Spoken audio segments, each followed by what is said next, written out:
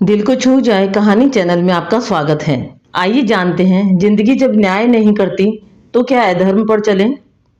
इस प्रश्न का उत्तर जानते हैं कृष्ण और कर्ण के संवाद से।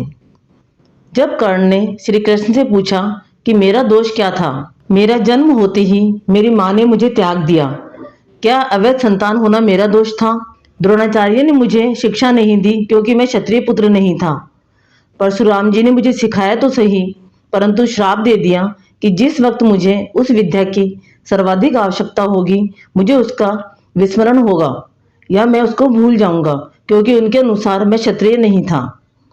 केवल संयोगवश एक गाय को मेरा बाण लगा और उसके स्वामी ने मुझे श्राप दिया, जबकि मेरा कोई दोष नहीं था। द्रौपदी स्वयंवर में मेरा अपमान किया गया। माता कुंती ने मुझे आखिर में मेरा जन्म रहस्य बताया भी तो अपने अन्य बेटों को बचाने के लिए। जो भी मुझे प्राप्त हुआ दुर्योधन से ही हुआ, तो अगर मैं उसकी तरफ से लड़ूं तो मैं गलत कहाँ हूं? इस पर श्री कृष्ण ने उत्तर दिया, कर्ण, मेरा जन्म कारागार में हुआ। जन्म से पहले ही मृत्यु मेरी प्रतीक्षा में घात लगाई थी। जिस रात मेरा जन्म हुआ उसी रात माता पिता से दूर किया गया।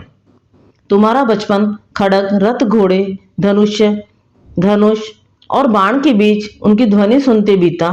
मुझे ग्वाले की गौशाला मिली, गोबर मिला और खड़ा होकर चल भी पाया, उसके पहले ही कई प्राण घातक हमले झेलने पड़े।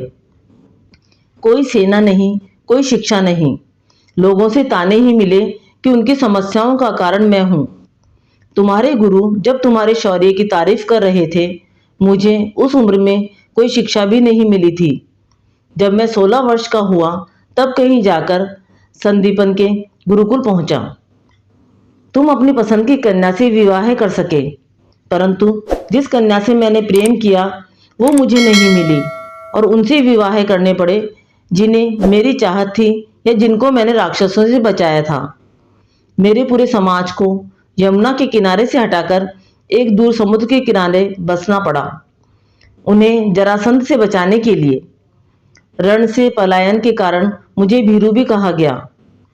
अगर दुर्योधन युद्ध जीतता है तो तुम्हें बहुत श्रेय मिलेगा, परंतु अगर धर्मराज जीतता है तो क्या मुझे श्रेय मिलेगा? मुझे केवल युद्ध और युद्ध के निर्मित हुई समस्याओं के लिए दोष दिया जाएगा। एक बात का स्मरण रहे कर्ण, हर किसी को जिंदगी चुनौतियां देती है। जिंदगी किसी के साथ भी न्याय नहीं करती। दुर्योधन ने अन्याय का सामना किया है तो युधिष्ठिर ने भी अन्याय भुगता है, लेकिन सत्य धर्म क्या है यह तुम जानते हो। कोई बात नहीं अगर कितना ही अपमान हो, जो हमारा अधिकार है वो हमें ना मिल पाए।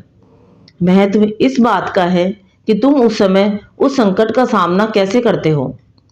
रोना धोना बंद करो कर्ण, जिंदगी न्याय नहीं करती इसका मतलब यह नहीं होता कि तुम्हें अधर्म पर चलने की अनुमति है। इस संवाद से हमें यही शिक्षा मिलती है कि अगर हमें यह एहसास होता है कि जिंदगी ने हमारे साथ न्याय नहीं किया, तो भी हमें सदैव सत्य के मार्ग पर ही चलना चाहिए। धन्यवाद।